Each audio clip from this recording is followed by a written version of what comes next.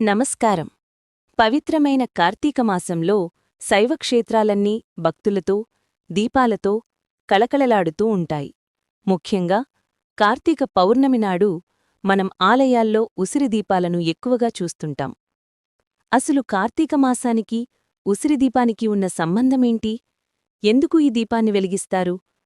శివపురాణం ప్రకారం చూస్తే ఈ కార్తీకమాసంలో ఉసిరి చెట్టును సాక్షాత్తు శివస్వరూపంగా భావిస్తారు.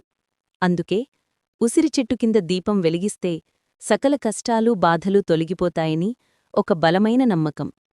కేవలం శివుడిదే కాదు, ప్రత్యేకించి కార్తీక పౌర్ణమి నాడు ఉసిరిదీపాన్ని వెలిగించడం వలన శ్రీ మహావిష్ణువు అనుగ్రహం కూడా సంపూర్ణంగా లభిస్తుందని చెబుతారు. అంతేకాదు, జాతకంలో నవగ్రహ దోషాలు ఏమైనా ఉంటే అవి కూడా ఈ దీపం వెలిగించడం వలన తొలగిపోతాయని పెద్దలు అంటారు. అందుకే కార్తీకమాసంలో ఉసిరి దీపానికి ఇంతటి ప్రాధాన్యత ఉంది.